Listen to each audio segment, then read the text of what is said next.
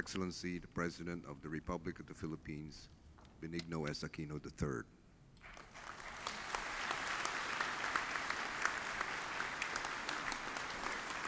Ganda po po. Salamat po. Salamat po. Maupo tayo lahat. Maliban sa akin po, maupo tayo lahat. Secretary Albert Rosario, Ambassador Noe Wong, Chairperson Margie Gomez, ganda ho nung talumpati niya. No? Baka pwedeng palakpakan natin ulit. Nakilala ko po yung mga miyembro ng kabinete kasama po natin ngayon. Secretary Mar Rojas ng Transportation and Communication. Secretary Alcala ng Agriculture. Gregory Domingo ng Trade and Industry. Dinky Soliman ng DSWD. Secretary Edwin Lacerda at his spokesperson. Secretary Lou Antonino ng Mindanao Development Authority. Father Roel Soto, Chairperson. May ibang bisita pa po pala tayo. Yung pamosohong chairman ng PAGCOR, si Cristino Nagyat, nandiyan po sa likod. Fellow workers in government, mga minamahal ko pong kababayan, magandang hapon po sa inyo lahat. Kung mapapansin po niyo, wala tayong pinalagay na teleprompter. No? Kailangan galing talaga sa puso natin yung sasabihin ko sa inyo ngayong araw. Umpisa na muna natin, tugunan na natin yung mga tinanong ni Ms. Gomez. Tinanong na po natin sa DOLE, itong mga inilalapit nyo, mukha naman napaka-reasonable. Bakit nga naman dadalawang linggo na lang ang bakasyon nyo, malaki pa mababawas. Sagot po ng DOLE sa atin, dapat 30 minutos lang yung pagpoproseso. Pero ang problema raw 30 minutos, kaya lang napakarami nung nagpapaproseso, talaga paano ba masabi natin, natatabunan sila ng gusto.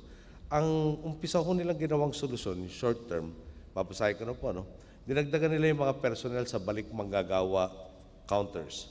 Tinapo nila ang ating ibang government institutions para matumulong doon sa cashiering services.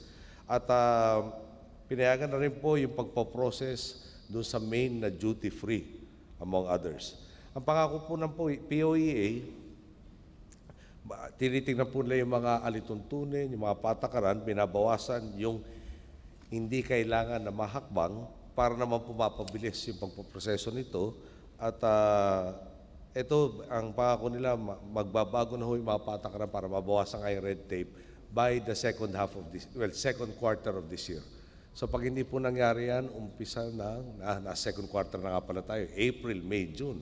Yung mga uuwi sa inyo, pakisabi lang nyo sa tanggapan natin para matawag kompansin ng DOLE at saka ng POA na hindi na tinupad yung pangako nila sa akin. At pag hindi nila tinupad, maghahanap ako ng marunong tumupad.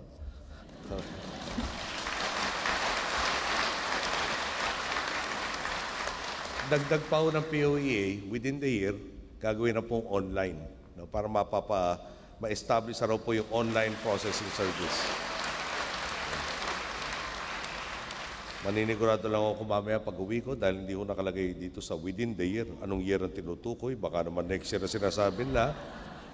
Pagkaintindi ko po nito, 2012. Okay. Doon naman po sa benefits na mawawala kung di tayo makauwi in 2 years, sabi po nila sa akin, yung pwede po ma-renew sa Pilipinas na kung sino man hong authorized representative. No? So meron siguro authority na ipapadala kayo, pwede hong kamag-anak nyo, pwede ho doon sa 17 OWA regional branches. Yung hindi naman ho talaga makakauwi, wala maatasan, pwede rin raw ho yung membership, ma-renew doon sa ating pong POLO, Philippine Overseas Labor Office, na may jurisdiction sa bansa kung sa kayo nabibilang. Kaya tinanong kay Ambassador Wong, wala raw pong attached agencies na may mga representante dito. Maninigurado po tayo, madalaw naman kayo kung hindi semi-annually, at least annually. Baka pwede mag-coordinate lang po sa ating embahada para malaman po yung pinaka-peak na pagkakataon kung kailan yung pinakamaraming masiservice. At asahan po niya mangyayari po yan. Okay. Ito na po yung bold na gusto ko sabihin po sa inyo. Ewan ko kung gaano katagal yung huling beses nyo nakauwi sa ating bayan. Ibalita ko na, kunyari matagal na. Parikwento ko na muna nangyayari over, na pa ba natitira sa termino ko, 4 years and 2 months to go nung 6 years. So, bali 1 year and 10 months na po ako naglilingkod sa inyo bilang Pangulo ng Republika. Ano po ang tinatan natin? At siguro, kada makausap ko yung ating mga komunidad na nasa ibang bansa, napapag-isip ako, no? At bumabalik sa aking kaisipan, karamihan itong mga taong to umalis ng Pilipinas dahil walang mapala sa Pilipinas, na wala na ng pag-asa. At alam mo nyo, Semana Santa ngayon, di ba? Parang sa Kristiyano po, sa Katoliko lalo na, yung kawalan ng pag-asa parang pinakamalaking kasalanan. Tatanungin natin, tama ba yung mawala ng pag-asa? So siguro, maganda bahagi ko sa inyo yung dinatang kong ipinamana nung aking pinalitan. Para malaman nyo kung saan ano ba yung tinatawag nating wrong governance or misgovernance. At ano naman yung tuwid na landas. Hindi ko naman ako ibibigyan ng nung buong inventaryo ng dinatnan natin problema. Baka magtulad tayo ng hairstyle. So, dapat po siguro, sample lang. Okay. For instance, umpisahan natin. Dito, ang ganda kuryente, di ba? Sabi po nung pinalitan natin administrasyon, 98% ng lahat ng barangay sa Pilipinas may kuryente na. Di nung narinig ko yan, sabi ko, sana totoo yan. Di 2% na lang ang bubunuin ko. Ibig sabihin ho pala nun, paano na sasabihin na isang barangay may kuryente? Pag may isang sitio sa barangay na bigyan ng kuryente, maski na 2 solar panel, counted na po yung barangay, electrified. Isang sitio, meron ba kayo alam na barangay na iisa lang ang sitio? No. Pero ganoon ang definition. So, inimbentaryo nga ho yan. Ilan ba ang sitio na kailangan natin pailawan? 36,000 lang naman pala. Magkano bawat isa? 1 milyon lang para maikonekta sa grid. Magkano ho kabuuan nun? Di 36 billion pesos para pailawan. Siyempre, iniwan ho sa atin deficit, mga 325 billion pesos na deficit. Hindi ho pwedeng ibayad yung utang doon sa pailaw. Last year, sama ko na yung good news. Ano naman yung tuwid na landas? So, nalaman na nga natin kung ano yung inventaryo. Hiningi po sa atin ng NEA, yung National Electrification Administration, bigyan nyo kami ng 1.3 billion. Papailawan namin yung 1,300 na sitio para mabukasan na ngayon 36,000. Kumbaga testing to.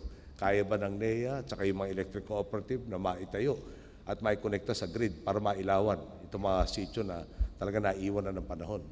So, ang lumapit sila sa akin mga bandang September. So, October, November, December lang ho silang makakapagtrabaho. At ang ginawa ko nila ganito, imbis na 1,300 na sitio ang napailawan la, sa halaga ng 1.3 billion, ang napailawan la 1,520 na sitio. Sabi ko, bang galing naman nyo. 1.3 lang ang pinangako nyo, 1.5 ang diniliver nyo. Tapos doong araw, may mga malapit na sitio, 50, 100 meters na lang para maikonekta ulit sa grid, nagawa ko nila yan. Ang pinakamagandang balita pa, yung 1,300, ay 1 million per sitio, nakala natin ay minimum na. Nagawa po nila mga 700 ang pinakamataas. Total hong gastos, 814 million para do sa 1,500 na sitio, imbis na 1.3 billion. So mga halos kalahating bilyon ang iniragdag sa budget this year, mga 3 billion po, para mas lalo maparami yung mga sitio mapapakuryente at mapabawasan yung ating pangangailangan. Okay. Punta ho tayo sa eskwela. May parte ho na sinabing, wala na tayong kakulangan sa classroom. Paano ho nila ginawa yun? Yung araw ho, hinati. May pang umaga, may pang hapon, masakit may pang gabi. So yung classroom mo, 3 beses, pag minalas kayo, 4 na beses ginagamit sa isang araw. So, yung bata ngayon na grade school, sipin nyo, mag-uumpisa ng klase hapon, uuwi, alas 9 ng gabi, grade school. No? Pero, inangkin nila, wala na tayong kulang na classroom. So ano po yung iniwan sa amin? Konti na naman, 66,000 na classroom. Mga halos 700,000 o kada classroom para ipatayo. Last year ho, napagawa na natin 15,000. This year ho, ang tinatarget mga 35,000. Lahat na ho ito, yung gagawin ng gobyerno, meron tayong papasukan na private-public partnership, meron ho yung mga donation. Madaling salita ho, 15 last year, 35 this year, 50 mil na. Konting swerte, ibig sabihin po na wag naman tayo ulanan ng kaliwat ka ng bagyo, nasisirain yung nakatayo na. Dahil konti lang naman dumadalaw sa atin, 24 kada taon. No? Wag lang nila pinsalain, baka naman ho next year, 2013, tapos na yung pangangailangan ng classroom ng ating kabataan. Di ba? So may pagkakataon.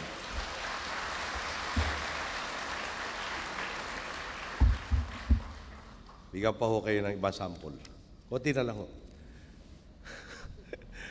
Nangingiti lang ho kasi kung minsan ho talaga sabi ko, grabe, meron palang ganyan kakakapal ang mukha. No. Meron ho kasing tulay. Okay? An archipelago ho tayo, di ba? Archipelago. Marami tayong mga ilog. Kailangan ng tulay na tatawid dyan. Okay? Pag magpapagawa ho kayong tulay, ano una niyong gagawin? Siyempre, alamin muna, saan ba kailangan to? Tapos medyo pag-aaralan niyo yung itsura ng ilog, di ba? Para mailagay yung sa tamang pwesto. Saan ba yung maigsi, matatag yung pampang, etc. Susukatin nyo. Ganito kahaba ang tulay na kailangan natin dahil ito ang pwestong tama. Tama ho yun, mukhang matino, no? Ang ginawa ho nila, may kinontrata sila, 2 kumpanya, isang British, isang French. Nagpagawa sila ng tulay, ito, kumbaga sa bahay, panel lock, pre-assembled or prefabricated. So, konti lang naman ho mga 800 mahigit na tulay ang pinagawa. 876 bridges. Okay. Ang problema, pinagawa yung tulay, tapos at saka na inisip ko sa ilalagay yung tulay. Hindi, totoo ito. Sabi ko, mura lang naman eh. $589.36 million. Tapos, isipin pa ho nyo, yung huling kontrata nito, 2 kontrata kasi ito. Yung huling kontrata ho, pinirmahan June 28, 2010. Okay, kailan ho ako nanumpas sa tungkulin? June 30, 2010. Isa karating araw na lang ho sila, iniwan pa sa akin itong bilyon-bilyon na utang na to. Dinagdagan. 25 billion po to. Buti lang, naagapan, di pa na-deliver lahat. Medyo maayos naman ho kausap, lalo na yung French firm. Sabi na, i-deliver na lang namin, yun na lang bayaran nyo. Hindi na natin itutuloy yung iba pa. Then, siguro naman balik na tayo sa dating proseso. Sukatin naman natin muna, saan natin ilalagay yung tulay na yan. Tapos magpagawa tayo ng angkop na tulay doon. Huwag naman tayo gumawa ng tulay, tapos subukan natin, dito muna. Hindi pwede dyan, buhatin natin yun, dali natin doon. Tama ho ba? Okay. So, last year medyo mas makapal ang buko.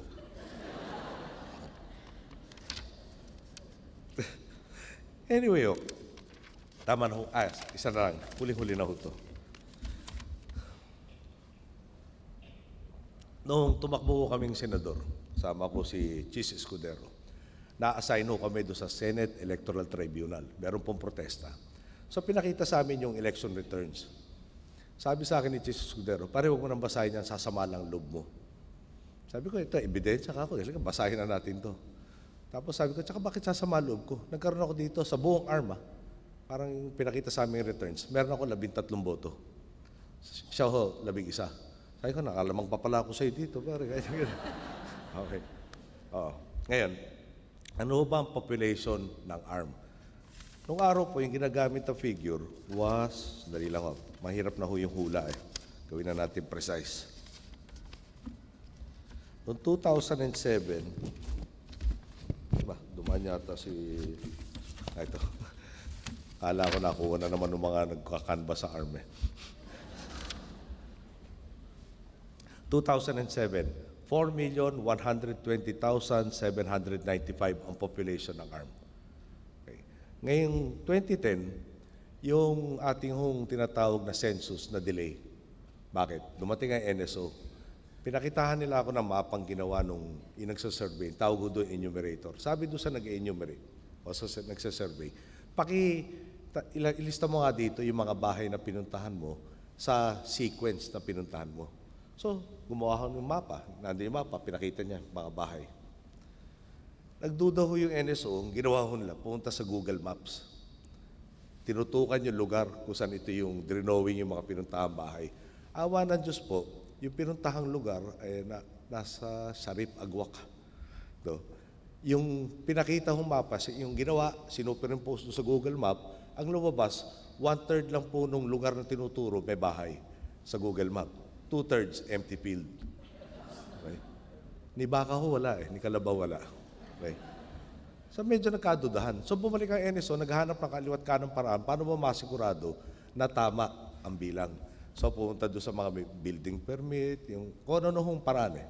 So, ang suma po nito, at kakasabit lang sa akin ito mga 2 weeks ago, itong May 2010, Yung dati noong 2007, 4,120,795. Ang tansya po ng NSO ngayon, ang tunay na populasyon ay 3,256,140. After 3 years, buwaba po ng minus 0.5%. Okay. Kung hindi ho, paano ba ipaliwanag ito? Ano ba halaga nito? Sa senador po, yung number 9, 10, 11, 12, nagtatalo ho yan mga 50,000 na boto. Ilang ba ang botante sa 4 million? More or less mga 2 million. Sa 3 million 2, magiging 1.5, mga 1.6 million ang botante. So isipin po nyo, no? Imbis na 2 million ang botante, yung totohanan 1.6. May 400,000 ka ngayon ibabato. Kung imamagic mo. Sa ARM ulit tayo. Ang lupain raw ng ARM, sinuma-suma lahat ng ARM na DNR, yung nilistang lupa. Nanganak po ang Pilipinas ng 3 million hectares. Okay. Alaga ho yung may titulo. Sasabihin, ito sukat niyan. Merong katabing lote, nakapatong doon. May pangatong lote, nakapatong dyan. Di ba, paano kung magpapatayo ng bahay man lang ang labo ng titulo? Okay. Yan po yung minana natin. Yan po naman siguro pwede na natin masabi, wrong governance, kaya naman kayo napaalis. Di ba? Paano nga pa mangyayari sa atin ito? No, papatayo, mag-iipon ka, papatayo kang bahay, titulo mo, fake. Boboto ka, tatalunin ka nung hindi tao. No? Dahil may 400,000 na. Paano ho ba yan? Dati kasi sabi nila yung patay, buoboto. Yung bata, buoboto. Bakit ito yung gagawin palang bata, buoboto na rin. No? So, marami pa hong iba. Pero baka naman hindi ayokong pauso itong hairstyle na to. Kaya hindi ko na kayo dadagdagan ng mga iba pang binuno natin. Ano naman ang mga nagawa na natin po? Okay. Yung kuryente na, paliwanag ko na sa inyo. No? Medyo, ang ganda ko pakinggan nung sinasabi natin sa NEA, kasi at that time, mga 5 years na budget na pwede namin sabihin sa kanila. Bigyan namin kayo 7 billion para after 5 years, matatapos na natin yung 36,000 na sityo. Sila ho umatras, sabi lang baka pwede 2.5 muna itong taon na to. Dahil baka hindi namin kayanin yung kabuuan ng 7 billion, kasuhan pa nyo kami. Ay, tama yun ako, dahil pag tinanggap nyo, asahan ko, bibilangin ko isa-isa yan, pag kulang, pananagutan nyo. So, papunta na ho tayo doon. Kuryente sa lahat ng sityo. Papunta na ho tayo doon sa kompletong eskwelahan para yung bata naman ho, lalo sa ARM. No? Aalis ng bahay, tatahakin niya yung karsadang Ghost Road, hahanapin niya yung ghost school para magpaturo kay ghost teacher. No? Kaya yung education niya, ghost rin. Yeah. Ngayon, mabubuo na natin pati sa ARM. No? Anyway, bigyan ko kayo ng mga nagawa na po natin. Gusto ho natin, for instance, sa ating kapulisan. Pakatino kayo. Laki na inaasahan ng bayan sa inyo. Dapat o kayong kotong kap, etc. Tama lang naman ho yan, di ba? Pero yung sundalo, yung pulis, kawahan rin natin. Yung sundalo at pulis sa Metro Manila at saka sa other urban areas, no? Hindi bababa sa 1/3 ng sweldo nila pinababayad sa upa ng bahay. Ulitin ko 1/3 upa pa lang ng bahay. Yung 2/3 lahat na nandun. Pagkain, damit, paaral sa anak, allowance, kuryente, lahat na ibang gastusin. Kaya naman iba ho talagang hindi maiwasan, kaliwat kanan ng utang, kapit sa patalim. Pag talagang kapos na at natukso, gagalit tayo. Bakit ka nagpatukso? Di ba? Parang kung sundalo nga ho, padadala nyo sa gera, may bigyan naman nyo ng armas, bigyan naman nyo ng bala. Kung hindi, kawawa dyan. Bigyan nyo ng kakayahan para lumaban sa tukso. So ano po ginawa natin? Housing. Natapos na po 21,800 houses. Inumpisahan ho yung last year yun. This year, ang target, parang 31,200 na bahay. Ano po ang difference? Ito po, pagkakaloob do sa mga kasunduluhan, kapulisan, this year ho, pati na yung BJMP, Bucor, tsaka BFP. Ang babayaran po nila kada buwan, 200 pesos. Tataas po to after 25 years, magbabalon, magiging parang kulang-kulang 1,000 pesos. Magkano ba binabayad nila ngayon sa upa? Anywhere from 3,000 to 5,000 pesos a month, upa. Eto, bibili nila 200 pesos a month. In effect, yung difference po ng mga 2,800 na minimum, idinagdag na nating aumento sa sweldo nila, dumagdag yung kanilang purchasing power, siguro naman mas maasahan natin makakaiwas sila sa tukso. At yan po, this year, Visayas, Mindanao, tsaka Balance, Luzon ang ating pupuntahan itong mga bahay na to. Ulitin ko, no? Sa umpisa, 200, tataas ho yan every 3 or 4 years ho yata kung tama tanda ko. Pero pagdating ng 25th year, halos tapos na yung babayaran nila, doon pa lang aabot ng 1,000. Na 1/3 lang nung binabayad nila ngayon sa renta. Di ba okay na programa yan? May pera ho gobyerno, mga 4.2 billion po ginastos natin dyan para naman matulungan natin yung tumutulong sa atin. Okay.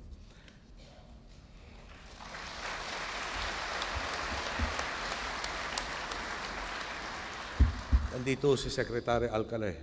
Mayroon naman ho, hindi ko purihin ng konti dahil marami inaasa ko sa kanya. No. Noong araw ho kasi, napatingin lang ako sa relo, baka maiwan kami ng aeroplano. Malit na nga ho yung sweldo namin, baka bawasan pa pag na-late kami dumalik. Sa bigas po, no? Yung kulang raw ng bansa natin, taon-taon na kailangan katin, umakakat tayo dito sa Cambodia, 1.3 million tons. At yung nga iniisip mo, sabi ko, at yung punta akong Thailand, punta ako sa ibang lugar, ang dami po nung kanilang mga senior na minister, nag-aral sa atin, sa CLSU, sa UPLB, kung saan.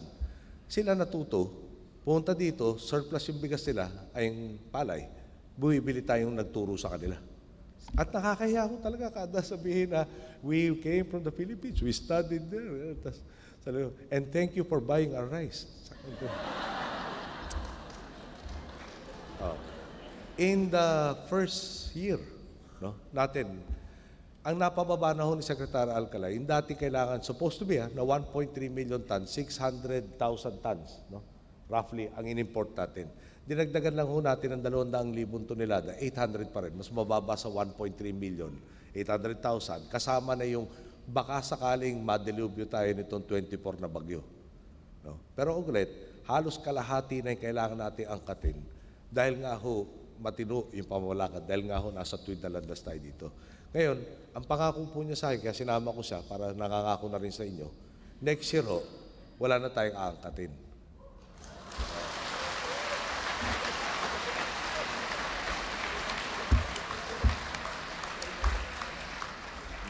Mali na raw ako. This year yata. This year ba? Next year na lang. Pagbigyan na natin next year. Dahil baka in 24, maging 26 na bagyo. Alam naman po natin, no? Maski gaano kagaling, maski gaano katino, pag panahon naman ng ani, doon kasunod-sunod yung bagyo. Tulad last year, si Sendong, kailan dumating? Disyembre. Kailan ho tayo nahuli na bagyo? Disyembre. Yeah? Inumpisahan ho yung taon, sobra-sobra yung ulan. Yung para sa Bicol po, Albay.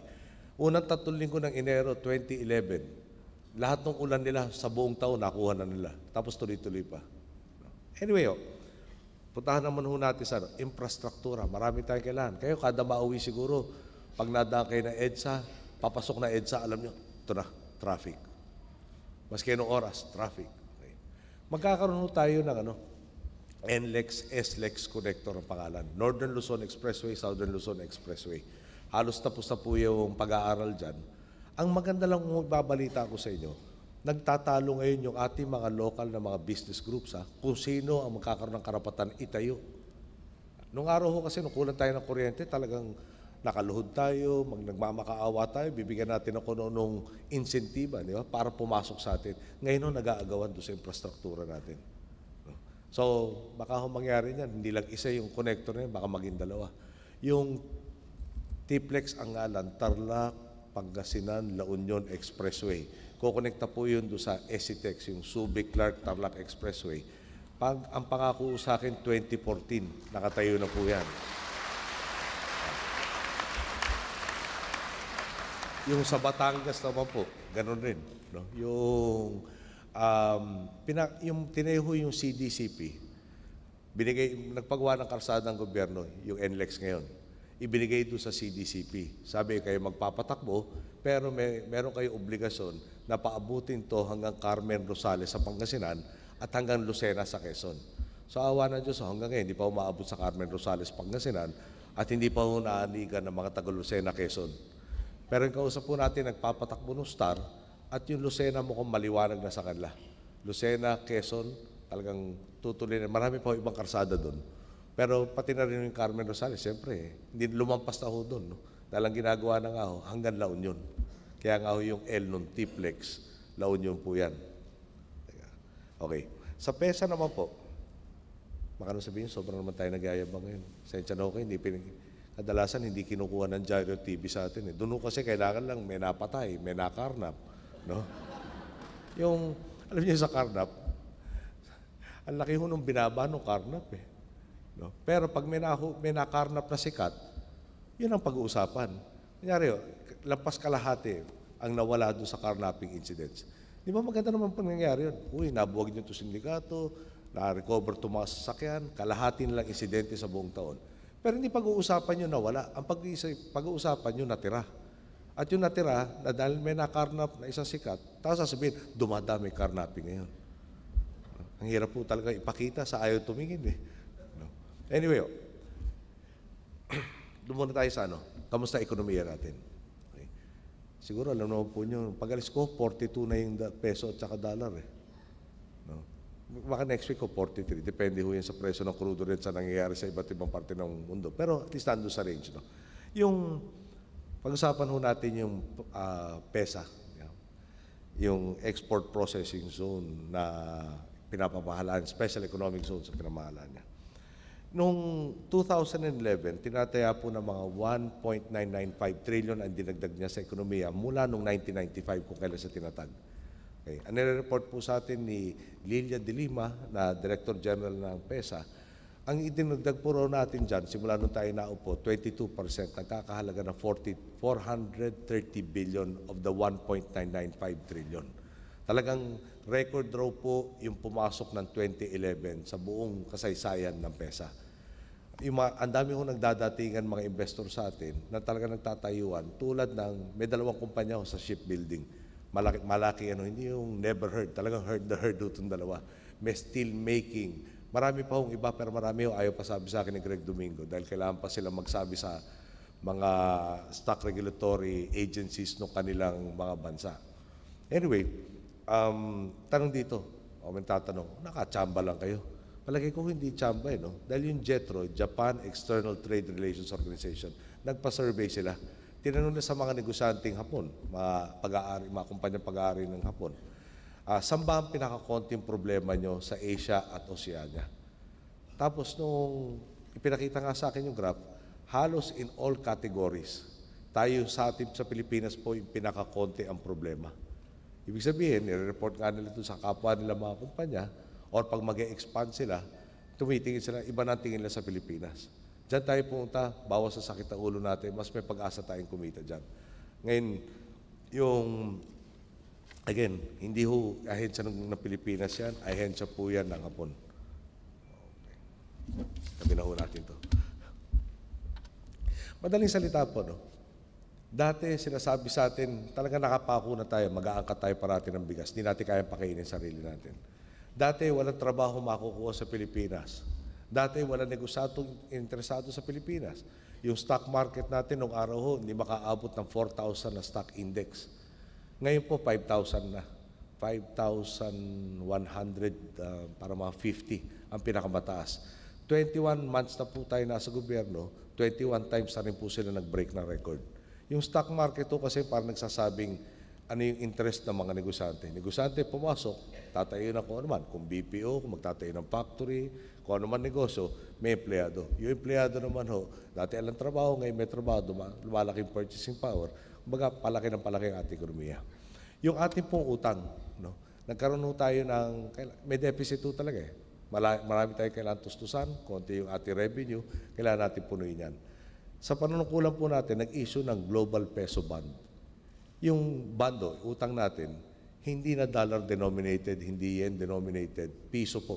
Ibig sabihin po na pag umutang tayo piso, babayaran natin yung pinagkautangan natin, piso rin. Hindi na tayo mag-aalala kung buwaba o tumaas yung halaga ng piso. At ang maganda po niyan, hindi yung nakiusap tayong bilhin nila, oversubscribe ang sinasabi sa atin. Mga 8 ulit ho yata yung bumibili kesa doon sa ibinibenta natin. So, kada isang binibenta, 8 po ang bumibili niyan. Yung ating tinatrato na tayo ngayon, dahil nga tumaas na yung ating credit rating, no? Halos pag pinapautang tayo, pareho na ho ng mga investment grade na mga bansa. Mas maganda na raw tayo kaysa sa Spain. No? Pantay na tayo ng Italy pag tayo umuutang. At pag konti pa hong pagtsatsagaan natin to, papunta na tayo talaga sa investment grade na talaga magpapababa naman sa interest na babayaran natin sa utang. Masyado na yata ako mahaba nagsalita tungkol sa ating mga nagawa. No? Siyempre, nangyari po lahat to. Dahil balita ko dito sa Cambodia, nanalo po ako 48% yata ng boto.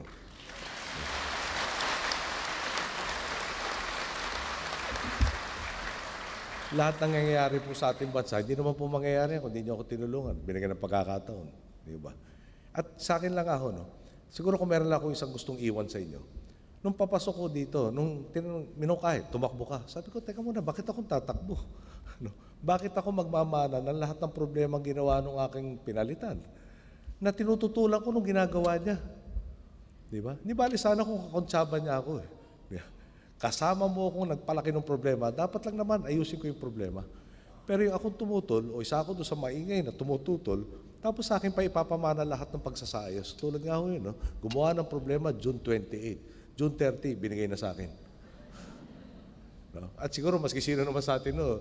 Wala naman talaga dito masokista eh. No? Pero bakit tayo tumakbo? No? Napag-desisyon lang tayo. Pwede naman tayo umatras doon sa hamon eh. Pero baka sumama yung sitwasyon. Pag lalong sumama yung sitwasyon, pwede ko baka haraping maski sino at sabihin, tama yung ginawa ko na umatras dito sa hamon. Tama ba ako na naging bahagi ako na nagpalaki ng problema ito? At palagi ko hindi tama yun. No? At tinanggap ka ho natin yung hamon. At talaga yung unang 3 buwan, pagdating ng Friday, talaga lalim mo ng paghinga namin, digay talaga. Ay, may time out muna bago natin malaman yung iba pang pinamana. No? Pero ang masabi ko lang ho sa inyo, yung dati, baka may konti na kami yabang ngayon. Noong umpisa sabi ko, makakaya ba natin ito? Makakaya ba natin ito? Makakaya ba? Sipin nga yung papagawa kang tulay, ilan yun? 25 billion na uutangin mo. Tapos di mo na masasabing gumanda ang ekonomiya doon sa mga lugar na pwede na matawiran. Dahil tama yung pagkalagay ng tulay dyan. Eh hanapan pa kanya na kung saan nyo ilalagay yung tulay. No? Paano ba natin babayaran lahat itong utang na ito? Paano ba tayo makakatustos sa lahat ng pangangailangan? Paano ba hindi natin mapakain na sarili natin mga kababayan, etc., etc. Pero ngayon, iba na attitude namin. Pag may dumating na problema, nakikita rin namin, may pagkakataon tayong mapapala dyan eh. At yung aho, no? Problema, housing na ating kasanduluhan, kapulisan. Eto, tama-tama, may oportunidad, parang in effect, inomentohan mo na sila na hindi mo tinaas yung sahod, para hindi naman tumaas yung retirement, yung pension, etc., na magpapalaki ng deficit.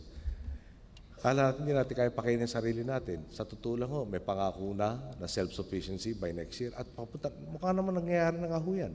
Wababa na rin ho yata yung presyo ng bigas. No? Pero baka hindi matagal, nag-e-export na tayo.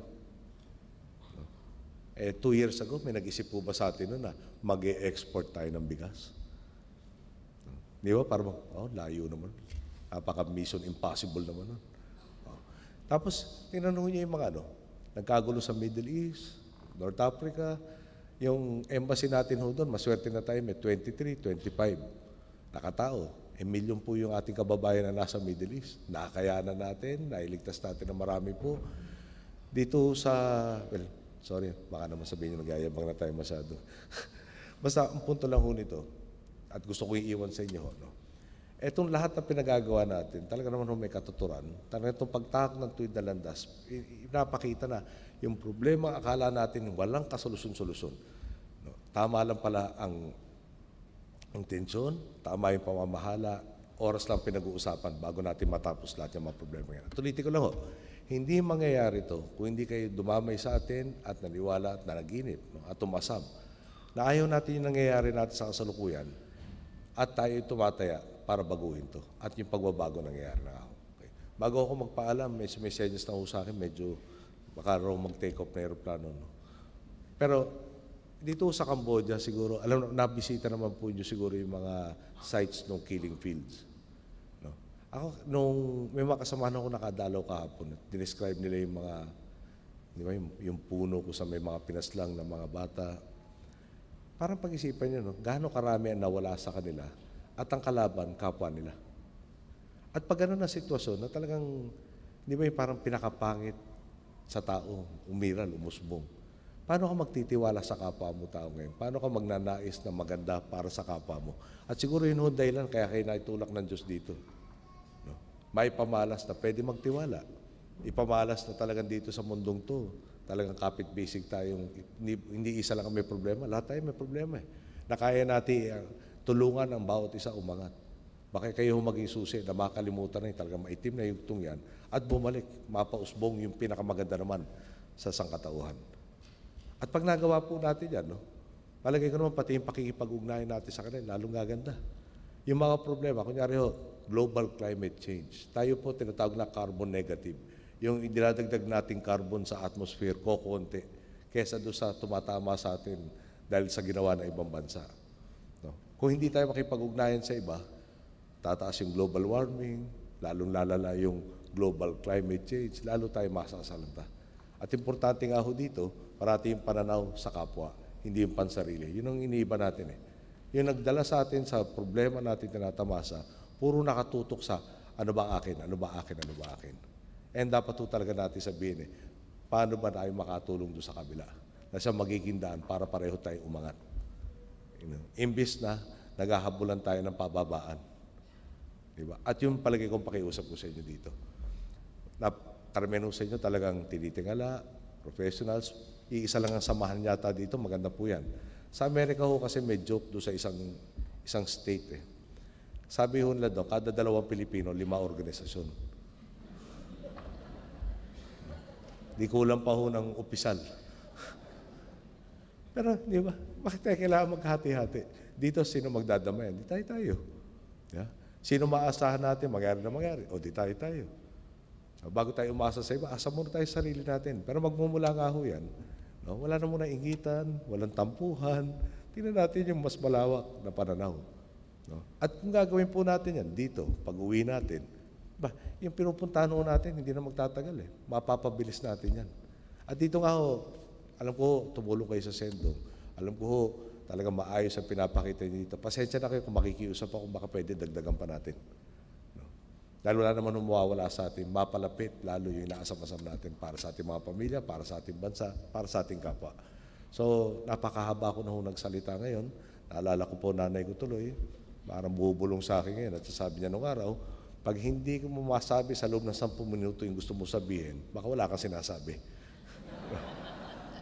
Baka naman matapik niya ako, mabatukan ako ng tatay ko, ako po hanggang dito na lang, magpapaalam mo muna pansamantala, at asahan po nyo, bawat araw, kaya gising kami, kaya tulog kami, yung problema na ating bansa po, binubuno natin, para talaga naman masabi natin sa susunod na salinlahi. Lalo na ako po, pagbaba ko in 4 years and 2 months, malilingo ko maski sino at masabi kong di hamak, mas maganda ang iniwan ko kaysa sa dinatan ko. Pagtulungan ho tayo, mapapalag tayo. Maganda nga po. Maraming salamat.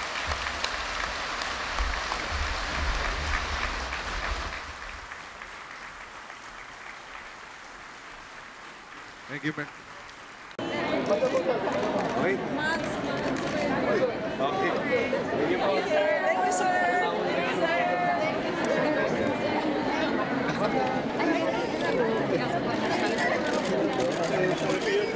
Lipat lang ko kami sa kabila.